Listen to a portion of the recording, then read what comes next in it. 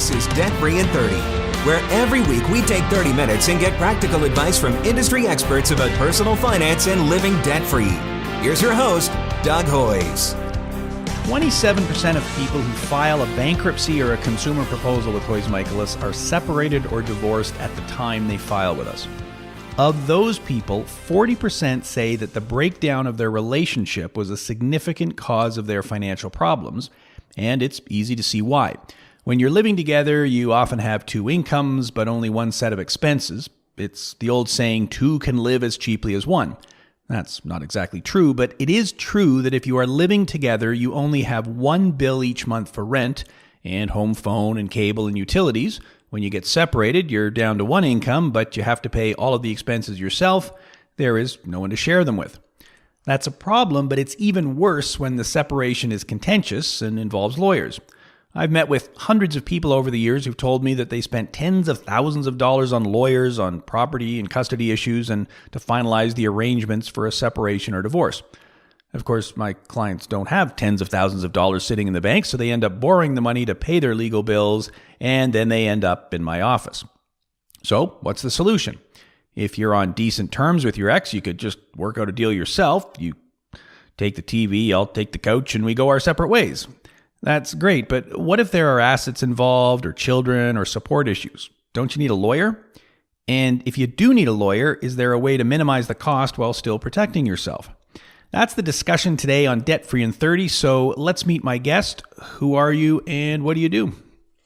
I'm Colette Fortin. I'm the owner of Fairway Divorce Solutions here in Waterloo region. Great. Thanks, Colette. And we are here in your office in Waterloo today. And before I get you to explain in more detail what you do, let me read my standard disclaimer. This show is not an advertisement for my guests. They don't pay me to be on this show, and I don't pay them to be on this show. So I contacted Colette and asked her to be on the show because I know this is an important issue for my clients, and I know everyone listening will learn something today.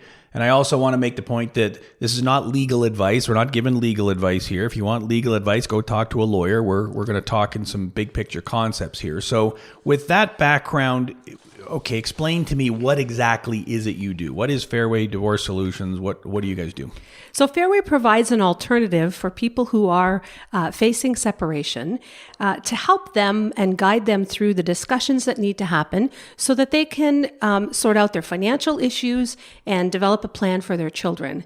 And I say it's an alternative because it's no secret that the traditional system that we knew to be Mrs. Client immediately retains a lawyer, Mr. Client retains a lawyer, and then the two lawyers negotiate the terms of the separation. That system has broken down. It's expensive and has a lot of duplication of communication and such.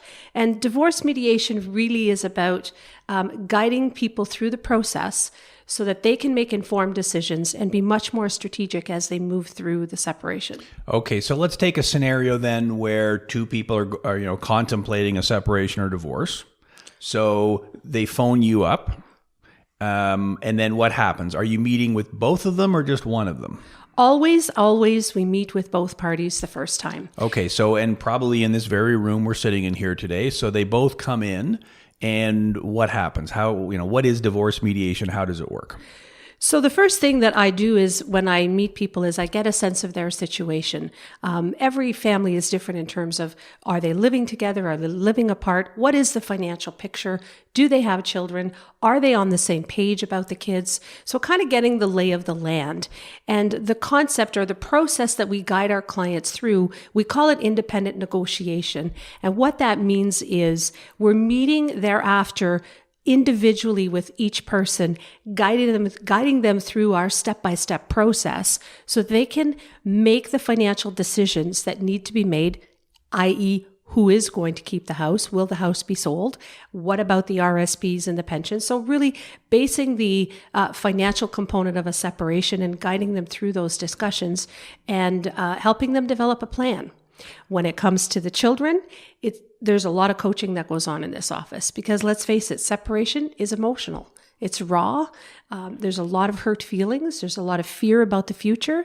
So how do we guide them through the discussions they need to have to help them develop a future plan for their kids? And our focus is to reduce the cost, to save time, and to protect their relationship. And I want to talk about the cost in a minute, but so I come in here for the first meeting. Like, how many meetings would we have where the two of us are together? How many follow-up meetings? Obviously, every case is different, but so generally, the first meeting is always together, so that because we do consider ourselves neutral third parties, so it's important that first point of contact be made together. And I always start by letting our listeners know that, and we're going to talk about this in a moment, when is it appropriate to be in mediation and when it's not. Because certainly cases where there's violence in the home, it's not appropriate to be in mediation. So we'll talk about that in a little bit. So they come through, I get the sense of their situation, and then we have our individual meeting. They provide financial disclosure on all their financial information. That's mandatory, is that all statements and assets be valued and agreed upon. And then from there, we meet individually to go through what we call scenarios. So you might have one or two meetings together.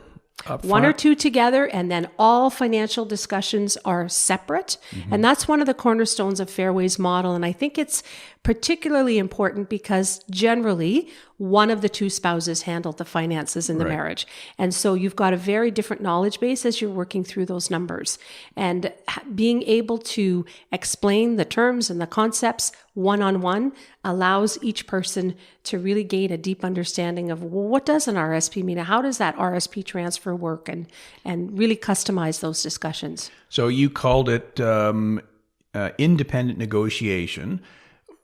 How does that differ then from the traditional process? I mean, obviously the traditional process, you already said it. I get a lawyer, my spouse gets a lawyer, and we fight it out.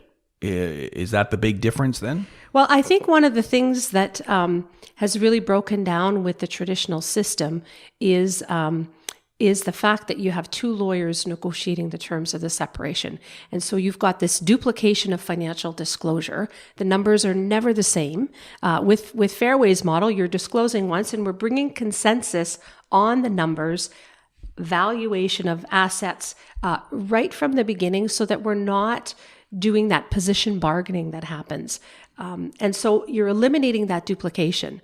I don't have to write a letter to myself when I meet with a client to say, if a client says, this is really important to me, and when you have the next discussion with my spouse, I really want that to be a part of that conversation. I have the information. So right away, you're eliminating the duplication. And I always say it's not lawyers per se that are the issue.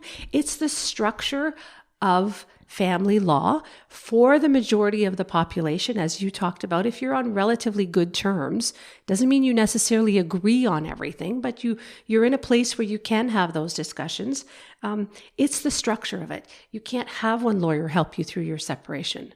So immediately you're setting up two sides, for lack of a better word. Well, and we can debate whether lawyers are the problem or not, but we'll have that discussion another day. I mean, obviously the other problem with the structure is a lawyer gets paid by the hour. So why do in 10 hours when you can do in 20, right? So and I think the duplication then creates this onerous process and the lack of structure. And I think that's what you're saying in the traditional process, both lawyers are gathering all of the information. What are all the debts? What are all the assets? What's all this? What's all that?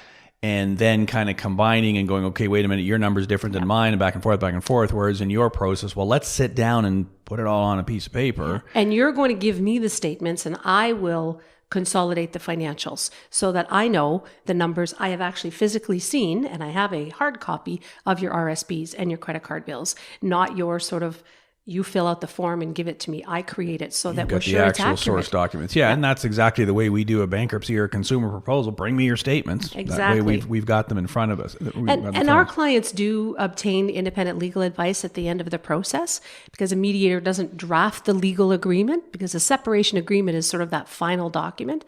But the idea is they're being very strategic as to how much and when they retain counsel to assist with their separation. Well, so let's talk about lawyers then. So you said at the end of the process, lawyers will get involved. When do I need a lawyer and when do I not need a lawyer? So even at the beginning of the process. So you already gave one example where there was a case of, domestic violence or domestic abuse. Then in that case, okay, well, we're not going to be mediating this. That's right. That's not going to be appropriate. Under what circumstances should I be talking to a lawyer right away other than that? Well, if you have concerns that there is amount of spending on a line of credit. So a lot of people have a home equity line of credit. And if you're not on the same page and there's conflict in the relationship and you're seeing that line of credit moving and you're not able to talk about it, then getting counsel to help you sort of navigate those early days is definitely a situation where it's appropriate. There are also issues where there is addiction or mental health issues. And again, lawyers, but also other professionals to assist you with those difficult situations is very, very important. And as I said before, in the concept of divorce mediation, both parties need to feel they have voice, they can articulate their thoughts and their ideas, and there can't be any pressure. Like, if you touch my pension, I'm going after custody. Those are not the kinds of things that can happen in the context of mediation. So would you say that mediation is most appropriate when it is, I don't want to call it a friendly divorce or a friendly separation, but you're kind of on the same page with it. Yeah, okay, we both realize we're getting separated. Let's make this as easy as possible. Correct. And we don't necessarily come to this process agreeing on everything. Mm-hmm. I mean, certainly if everybody agreed to everything before they came to see us, I'd only 5-minute meeting. Yeah, I'd only have half the cases that I have. So we deal with situations where they're in a dispute about the children and parenting time, or, I don't think I should have to pay for that credit card because I didn't know or I didn't spend that money. And so not everyone is what I would call amicable, but at the same time, because the meetings are individual, they're not sitting in the same room for very many sessions. The very few times they're in the same room is usually if we're talking about the children. And the cornerstone for us is let's deal with the money first, and then we'll work on the kids and the plan for the kids, so that we're not using the children as a bargaining chip. Gotcha. And then would you have contacts with these other professionals then, lawyers, marriage counselors, addiction people, that sort of thing, that you would then refer people to? Absolutely. And certainly when people have businesses as well, or if there's a need for an actuary, or basically guiding people through whatever situation they need. And sometimes we're coaches, and sometimes we're facilitators, and sometimes we're negotiating. Gotcha. Depending on the situation. And so, okay, I can see two big advantages to this. One would be, we're keeping the lawyers out of it, so it becomes less confrontational if we're both sitting in the same room and trying to push it forward. I would assume then the other big advantage would be it's cheaper. Is that true? Is the cost cheaper than going the traditional route? Well, certainly, because emotions, when you're in that traditional, you're hurt, you're raw, the who did what to whom.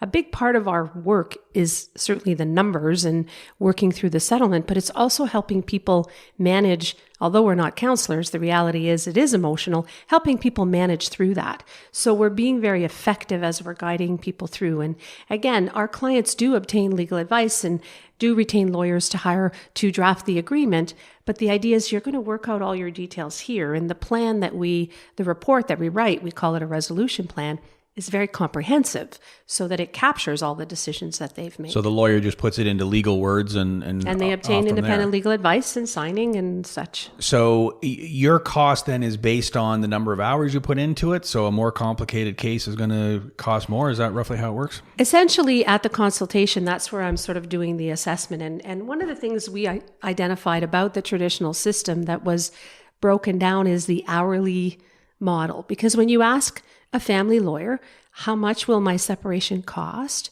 How long will it take? And what will my outcome be? They don't know. It's not their fault. It's that I don't know who's on the other side. I've never met your spouse. I don't know what level of conflict the two of you have. And so we've developed a flat fee model, and flat fee is different for every family because it does depend on conflict and complexity of the financial picture to sort of help people through, but they know at the outset what the cost will be. So, and again, every situation is different, but kind of your average type of situation that you deal with. So not the simplest one, not the most complicated one. What kind of dollars are we talking? A few $1,000 kind of a thing? Is that? So if the parties generally agree on the children, that's a big one for us. If there's a dispute about custody of the children, that's a much more complex situation. But generally, for most people, they're looking in the $5,000 to $7,000 range. Is what they're going to be paying to you guys. So on your website, which is fairwaydivorce.com, and I'll put links in the show notes to that so people can see it. You got a bunch of stats, and one of them is that you are more likely to get divorced if you have financial problems. And that makes perfect sense to me. And since this is a podcast about debt, I'd like you to explain to us what types of financial problems you see. So, and I guess kind of my part two to that question is this a chicken and an egg thing where financial problems lead to marriage problems, or is it more marriage problems leading to financial problems? But what kind of financial problems do you see? Well, certainly at the root of most separations, I hear the word communication breakdown. So the fact that we're unable to communicate about our finances or about parenting values or about, the in-laws meddling, whatever the issue is, that's sort of at the root of it. But when it comes to financial difficulties, I agree, there is a bit of a chicken-egg thing that happens. Not knowing about the financial picture is probably one of the most common. I had no idea the line of credit. Where did that come?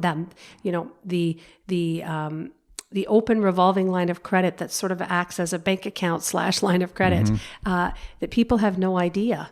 And one spouse generally does the banking, and it's not about that it's their fault. It's just the other party is busy doing other things. And because we're not a communicative couple, we don't talk about it, whether it's, denial or, we don't, I was never taught how to budget. I didn't realize this. I mean, one of the first things I do with people is we draft a budget. Meeting 2, I want to know if you're separating, if you are living together or apart, are your bills getting paid? And for many people, it's the first time the expenses have been put on a budget sheet. And when they look at the bottom line, they say, wow, we're really tight. And so I think it's the budgeting, the not knowing, the not agreeing on who spent what, the saver and the spender dynamic in the marriage. Yeah, and of the 10,000 people I've met with, many of whom were couples, they're always two different people.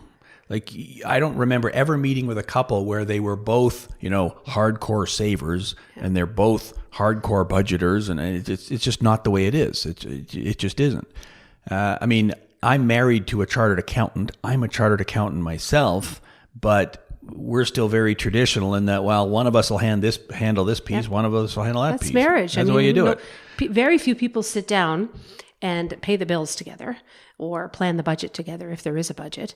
Somebody's coaching hockey or driving the kids here or there, and the other person is handling, the yard work. Well, and it doesn't really make sense for us to both sit down and go, okay, here's the hydro bill. Do you want to go online and push the buttons, or do you want me to? I'll do that and you do that. It just kind of makes sense. So back to my chicken and an egg question then. Is it more typical in your view, and I'm asking you a question there's no answer to, so good luck answering it, but is it more typical that the financial problems cause the marriage problems, or is it the marriage problems that cause the financial problems, or is there no way to answer that question? I think it's a bit of both. Yeah. I think that if you are on fragile foundation of trust and communication and just, I say this all the time, this happens to good people. People don't wake up in the morning saying, how am I going to sabotage my finances or sabotage my marriage? But job loss, illness, buying the house that ends up costing a lot of money. Johnny's really good in hockey. We really should, allow him to pursue that. And suddenly the cost just, escalates. All of those variables. If you've got a solid foundation of communication and trust and open dialogue, you probably can get through it. But you start adding some of these life challenges, and that's sort of the beginning of. Yeah, and I think it's like a snowball going downhill. It just kind of gets worse and worse. One thing makes the other thing worse, which makes the other thing worse, which makes the other thing worse. So, I'm guessing, and you can correct me here, but you probably don't have a whole lot of multi-billionaires come in here who've got so much money they don't know what to do with it. Or am I wrong? Do you? Well, we have a bit of both, because I think that people who have significant assets are also being very strategic and saying we want to preserve our assets, maintain control over our separation so that we don't end up spending $200,000-$300,000 working through our separation. Gotcha. So the typical couple that I would deal with who've gone through a separation, they would come into me, and maybe they both come into me together, or maybe I see one spouse or the other. It's probably more typical I see one or the other. And they come in and they say, well, we got separated, and turns out I'm co-signed on the line of credit, and my spouse is co-signed on this credit card. And so between the two of us, we owe like $60,000. And, my name's on 40,000 of it. My spouse's name's on 40,000 of it because there's some crossover. So what do we do? And my answer is, well, you can try to pay it off yourself, but since you're here, I know you don't have any assets, and now that you're separated, you certainly don't have the cash flow to do it. So your choices are, you could both go bankrupt, you could both do a proposal, or we could try to do something jointly. And the problem with doing something jointly is, well, you're getting separated. So do you really want... That's right. Do you want to depend on your former spouse to meet their half of the obligation when you can't control, how they budget? And so the typical scenario would be, let's say one of the spouse makes 2/3 of the income, the other spouse makes 1/3 because perhaps they're, got a different job, or they're looking after kids or whatever. So... okay, we're going to you could both do something individually. You could both do a proposal, let's say individually. And for the higher earning spouse, it would cost $500 a month. And for the lower earning spouse, it would cost $200 a month or $300 a month or whatever. And obviously it depends whether there's support being paid back and forth and all sorts of things. So individually, it's going to cost $800. But if we do a proposal together, well, maybe it's only going to cost $600 because we're dealing with the same creditors. We don't have to explain to them that, oh yeah, you're getting some more money in this other unrelated proposal over there. So there is an advantage to doing it together, but if it's going to be a 5-year proposal... That's a long time to be financially attached. We see that as well when now with the new stress tests with mortgages. Mm-hmm.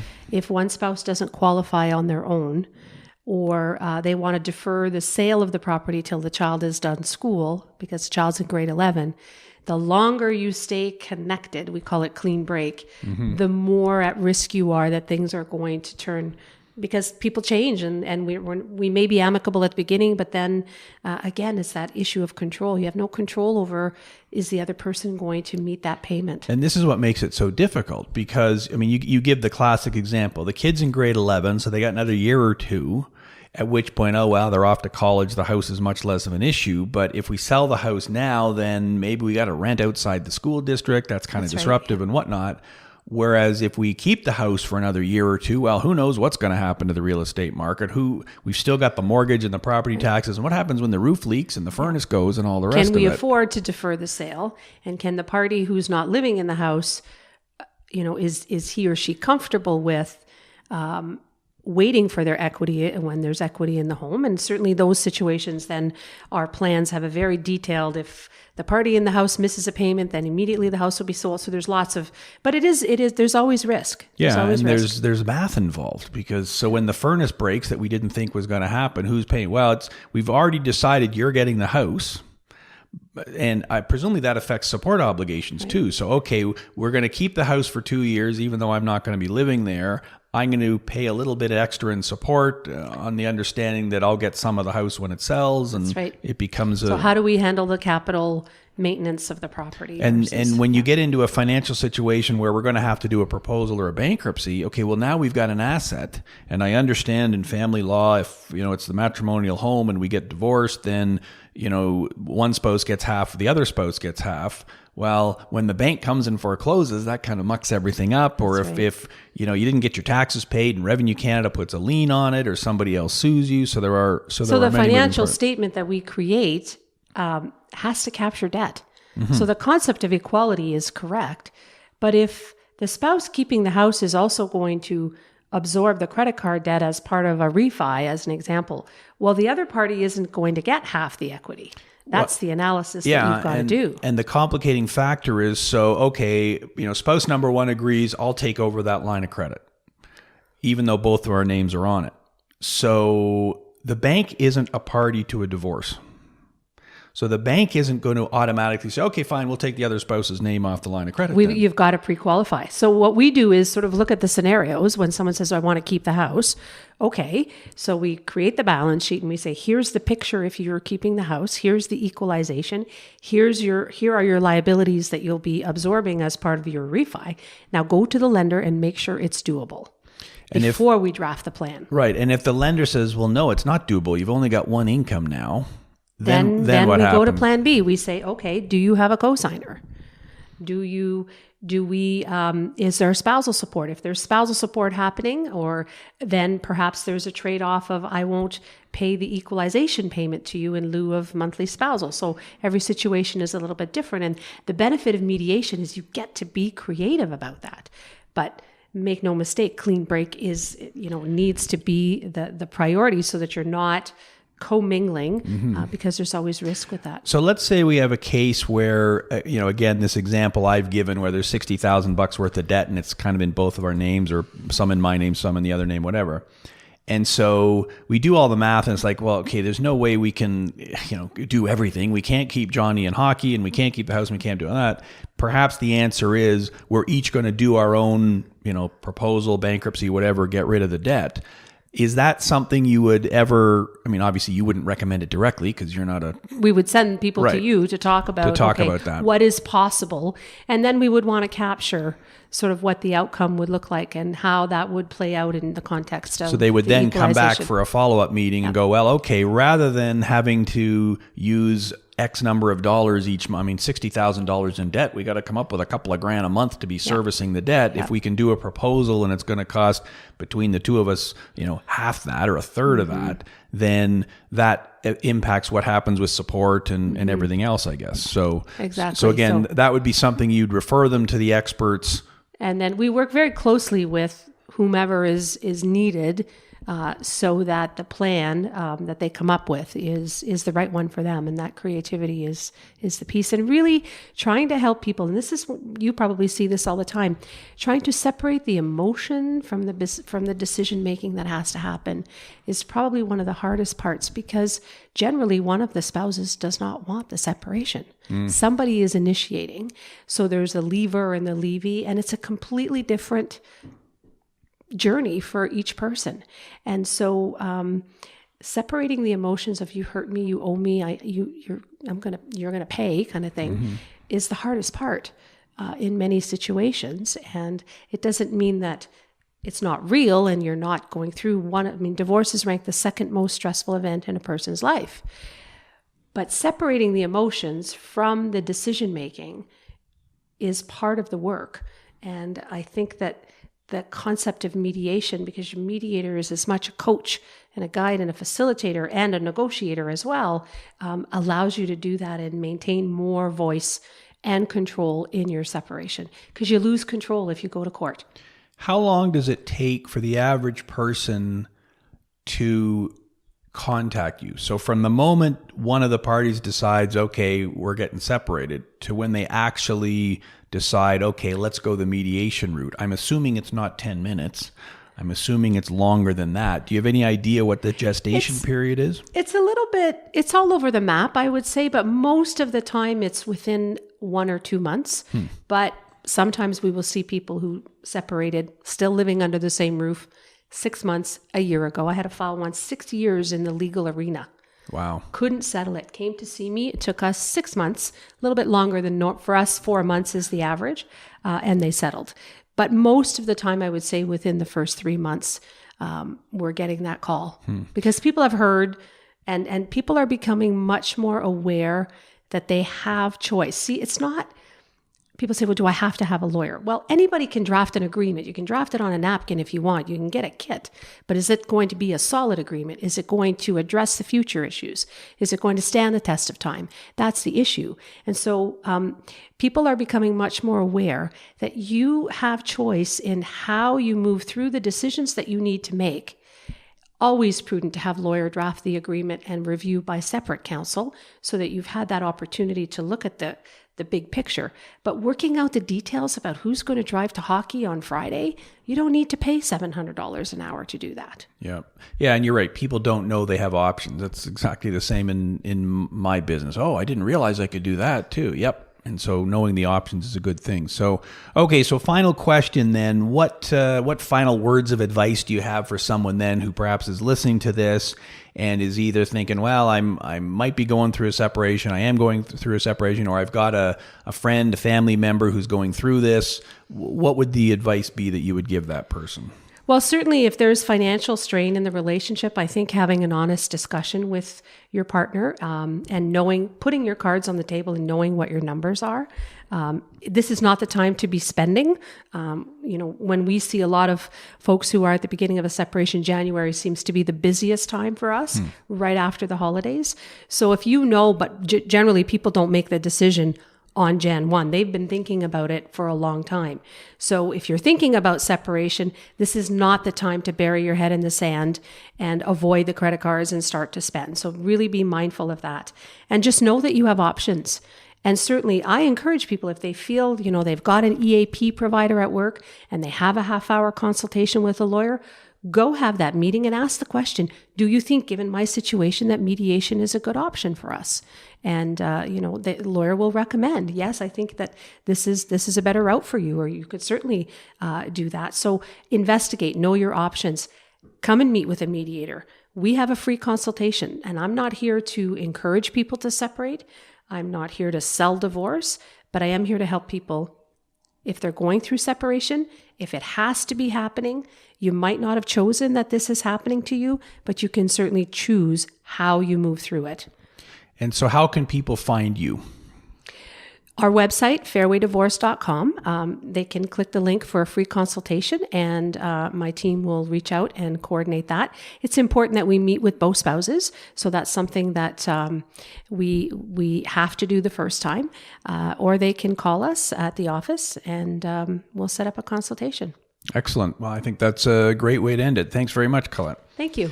Thank you very much. That was, my guest was Colette Fortin, mediator negotiator with Fairway Divorce Solutions, and we recorded this right here at her office in Waterloo. I'll put a link to Colette and her company in the show notes over at hoyes.com. That's HOYES.com. And we'll also have a full transcript of today's show and links to everything we talked about today. Thanks for listening. Until next week, I'm Doug Hoyes. That was Debt Free in 30.